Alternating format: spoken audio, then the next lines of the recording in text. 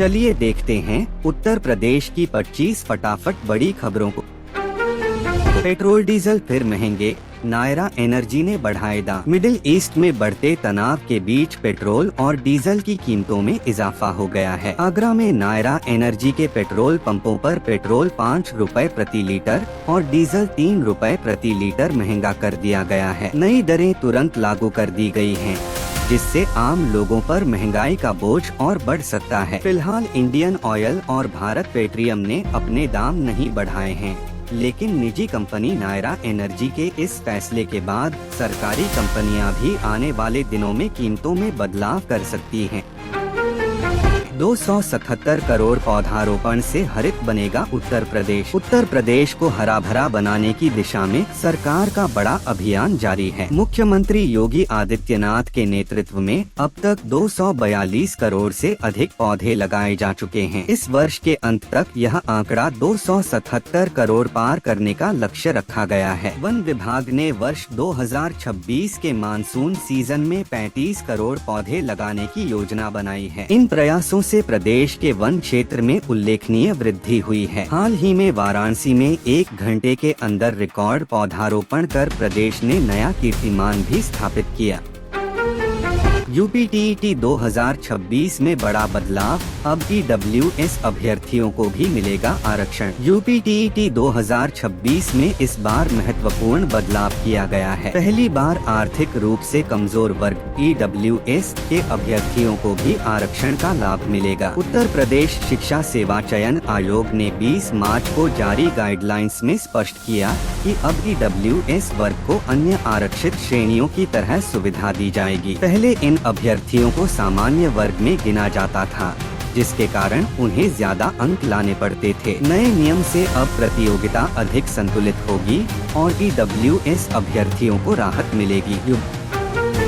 युवाओं के लिए सुनहरा अवसर, यूपी सरकार दे रही 25 लाख तक का लोन। यूपी सरकार युवाओं को स्वरोजगार के लिए बड़ा मौका दे रही है। मुख्यमंत्री युवा रोजगार योजना के तहत 10वीं पास युवा उत्पादन क्षेत्र में 25 लाख रुपए तक और सेवा क्षेत्र में 1 लाख रुपए तक का ऋण ले सकते हैं, जिसमें 25% अनुदान भी मिलेगा। इसी तरह मुख्यमंत्री युवा उद्यमी विकास अभियान के अंतर्गत 8वीं पास युवाओं को 5 लाख रुपए तक का ब्याज मुक्त लोन और 10% अनुदान दिया जा रहा है। इन योजनाओं का मकसद युवाओं को आत्मनिर्भर बनाना और नए रोजगार के अवसर सृजित करना है। सीएम योगी सख्त, जमीन कब्जाने वालों पर होगी कड़ी कार्रवाई। गोरखपुर प्रवास के दौरान मुख्यमंत्री योगी आदित्यनाथ ने जनता दर्शन में लोगों की समस्याएं सुनी और अधिकारियों को सख्त निर्देश दिए। उन्होंने कहा कि यदि कोई दबंग किसी की जमीन पर कब्जा करता है तो उस पर कड़ी कार्रवाई की जाए,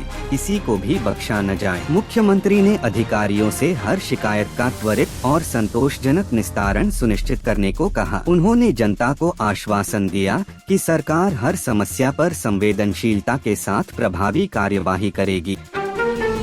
आगरा में नए शिक्षा भवन को मंजूरी, 16 करोड़ से होगा निर्माण। आगरा में नए शिक्षा भवन के निर्माण को शासन से हरी झंडी मिल गई है। इसके लिए 16.09 करोड़ रुपए का बजट स्वीकृत किया गया है, जिसमें पहली किस्त के रूप में 3 करोड़ रुपए जारी कर दिए गए हैं। निर्माण की जिम्मेदारी यूपी प्रोजेक्ट्स कॉरपोरेशन को सौंपी गई है। अगले महीने टेंडर प्रक्रिया के बाद काम शुरू हो जाएगा। भवन बनने के बाद शिक्षा विभाग के सभी अधिकारी एक ही छत के नीचे बैठेंगे, जिससे कार्य प्रणाली और समन्वय में सुधार आएगा। इस पहल में संयुक्त शिक्षा निदेशक डॉक्टर मुकेश अग्रवाल लगातार प्रयासरत हैं। अप्रैल से आंगनबाड़ी केंद्रों में हलवा और बदलेंगे संचालन के समय। अलीगढ़ के सभी आंगनबाड़ी केंद्रों में अप्रैल महीने से बच्चों के पुष्टाहार में बड़ा बदलाव होने जा रहा है। अब बच्चों को मीठा हलवा दिया जाएगा। साथ ही केंद्रों का संचालन समय भी बदल दिया गया है। अब आंगनबाड़ी केंद्र सुबह 8 बजे से दोपहर 12 बजे तक चलेंगे। यह बदलाव बढ़ती गर्मी को देखते हुए बच्चों और महिलाओं की सुविधा के लिए किया गया है। जिले में कुल 339 आंगनबाड़ी केंद्र संचालित हैं। इनमें करीब 2.10 लाख बच्चे 33,000 गर्भवती महिलाएं और 33,000 धात्री माताएं पंजीकृत हैं। जिला कार्यक्रम अधिकारी कृष्णकांत राय ने बताया कि नया पुष्टाहार बच्चों को ज्यादा पसंद आएगा और उनके पोषण स्तर में भी सुधार लाएगा। योगी सरकार के 9 साल मंदिर, अर्थव्यवस्था और पर्यटन में यूपी नंबर 1। उत्तर प्रदेश में पिछले 9 वर्षों में पर्यटन और संस्कृति के क्षेत्र में नए आयाम स्थापित हुए हैं। पर्यटन एवं संस्कृति मंत्री जयवीर सिंह के अनुसार वर्ष 2025 में प्रदेश में कुल 156 करोड़ पर्यटक आए, जिनमें 36 लाख विदेशी पर्यटक शामिल थे। राम मंदिर के प्रभाव से अयोध्या में अकेले 30 करोड़ श्रद्धालुओं का आवागमन हुआ। दीपोत्सव, देव दीपावली, ब्रज रजंगोत्सव जैसे बड़े आयोजन अब आर्थिक गतिविधियों के प्रमुख केंद्र बन गए हैं। ग्रेवयार्ड इकोनॉमी से टेम्पल इकोनॉमी की ओर उत्तर प्रदेश का यह बदलता स्वरूप प्रदेश की सांस्कृतिक धरोहर और आर्थिक चमक को साफ दिखाता है। 25,000 करोड़ निवेश का MOU संकट में कुछ AI की वित्तीय हैसियत पर सवाल। उत्तर प्रदेश में कुछ AI कंपनी के प्रस्तावित 25,000 करोड़ रुपए के निवेश समझौते पर गहरा संकट आ गया है। इन्वेस्ट यूपी ने कंपनी की असली वित्तीय क्षमता पर गंभीर सवाल उठाए हैं। कंपनी द्वारा जरूरी दस्तावेज समय पर जमा न करने से मामले में संदेह और बढ़ गया है। अब इस MOU को निरस्त करने की प्रक्रिया शुरू कर दी गई है। प्रशासन इस बड़े निवेश प्रस्ताव को लेकर सतर्क हो गया है और आगे की जांच जारी रखी गई है। नए कानून के खिलाफ पेंशनर्स का विरोध, बोले वेतन आयोग के लाभ से होंगे वंचित। केंद्रीय सेवा वैधता अधिनियम 2025 के विरोध में पेंशन भोगियों का गुस्सा फूट पड़ा है। All India state pensioners federation और संयुक्त पेंशनर्स कल्याण समिति के आह्वान पर कलेक्ट्रेट परिसर में विरोध दिवस मनाया गया। पेंशनर्स ने काली पट्टी बांधकर प्रदर्शन किया और सरकार के खिलाफ नारेबाजी की। उनका आरोप है कि यह नया कानून उन्हें आने वाले वेतन आयोगों के लाभ से वंचित कर देगा। प्रदर्शनकारियों ने जिलाधिकारी के माध्यम से प्रधानमंत्री को ज्ञापन सौंपा और अधिनियम को तुरंत वापस लेने की मांग की।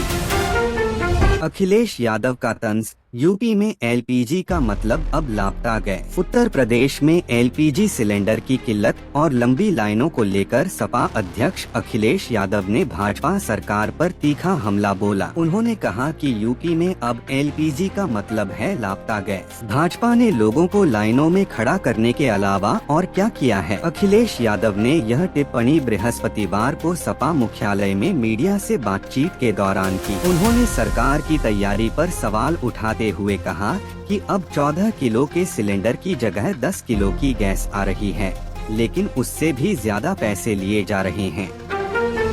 यूपी में झूठी FIR पर सख्ती, गलत मुकदमा दर्ज कराने वालों पर होगी कार्यवाही। उत्तर प्रदेश में अब झूठा मुकदमा दर्ज कराने वालों के खिलाफ सख्त कार्रवाई होगी। DGP राजीव कृष्ण ने सभी पुलिस अधिकारियों को सख्त निर्देश जारी किए हैं कि यदि किसी FIR में दर्ज तथ्य गलत पाए जाते हैं तो संबंधित व्यक्ति के खिलाफ मुकदमा दर्ज किया जाए। उन्होंने स्पष्ट कहा कि इस मामले में किसी भी तरह की लापरवाही बर्दाश्त नहीं की जाएगी। यह निर्देश उच्च न्यायालय के आदेश के बाद जारी किए गए हैं, जिसमें जांच के दौरान गलत जानकारी देने वालों की सूची बनाकर उनके खिलाफ सख्त कार्यवाही करने को कहा गया था।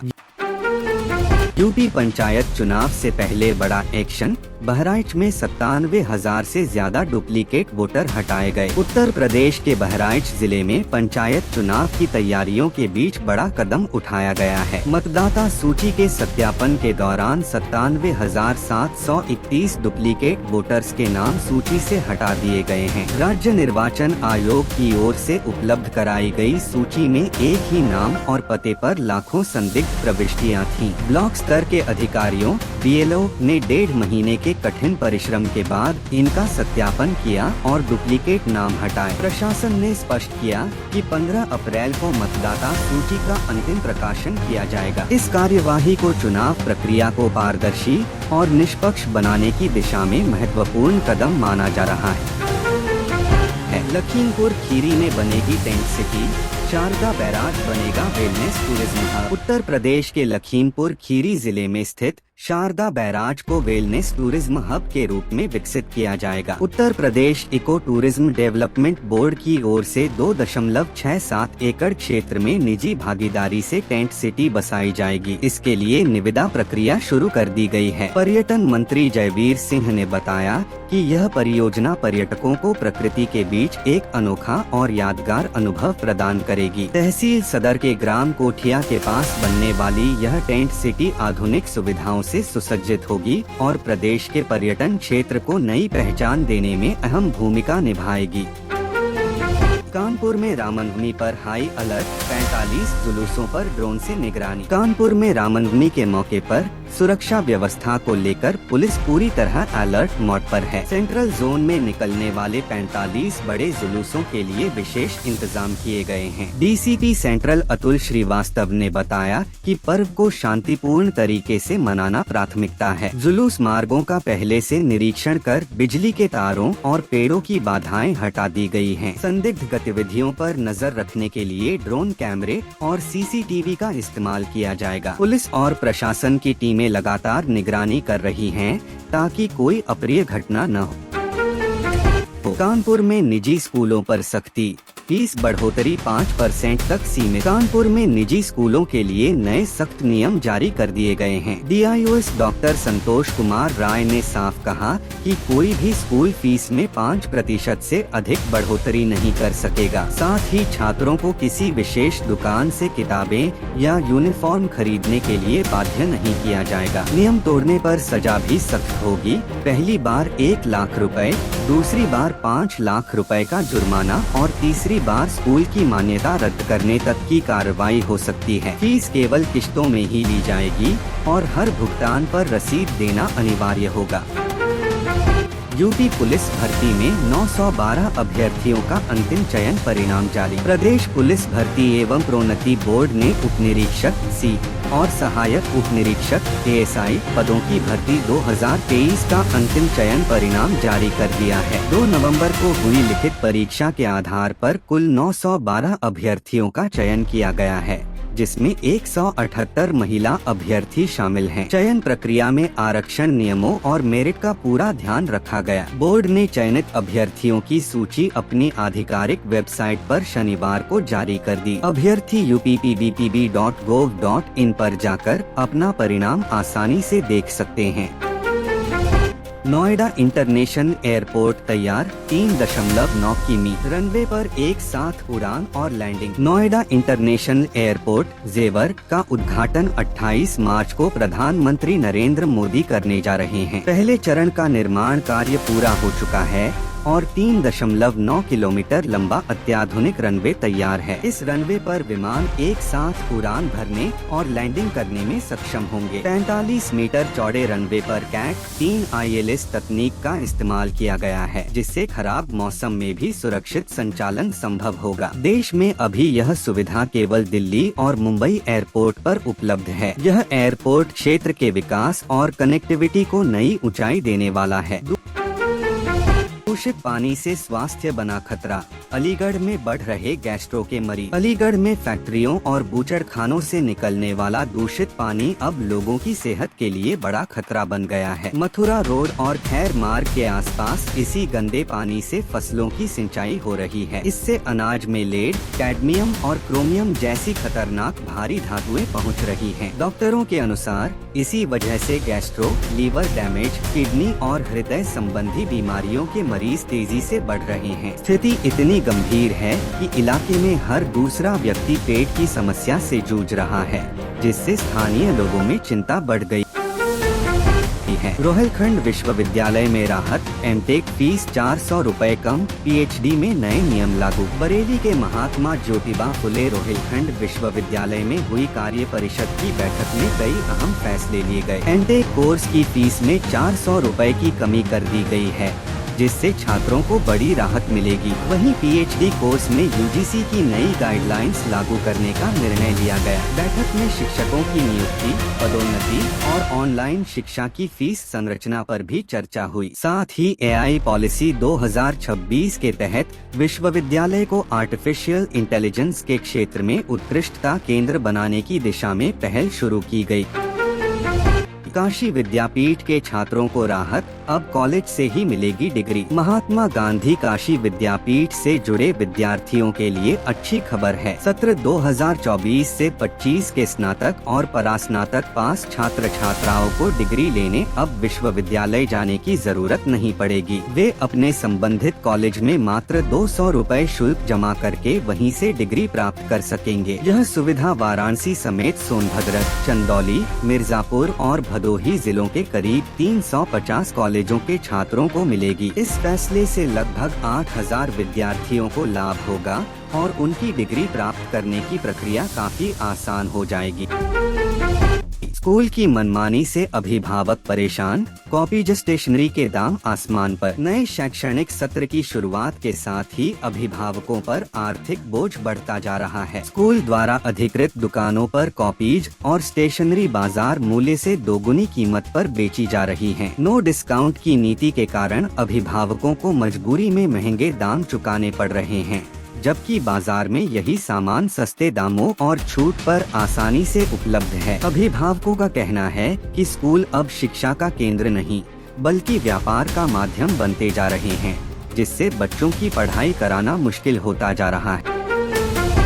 पश्चिमी विक्षोभ का असर, काशी में तेज हवाओं के साथ बारिश का अलर्ट। उत्तरी पाकिस्तान से आ रहे पश्चिमी विक्षोभ का असर अब काशी में दिखने लगा है। मौसम विभाग ने 27 मार्च के लिए येलो अलर्ट जारी किया है और तेज हवाओं के साथ बारिश की संभावना जताई है। शुक्रवार तक इसका असर बढ़ सकता है और महीने के अंत तक मौसम ऐसा ही बना रहने की संभावना है। तापमान में 2 से 3 डिग्री सेल्सियस तक गिरावट आने के आसार हैं। फिलहाल अधिकतम तापमान 35.8 डिग्री और न्यूनतम 19.6 डिग्री दर्ज किया गया, जबकि हवाएं 20 किलोमीटर प्रति घंटे की रफ्तार से चली।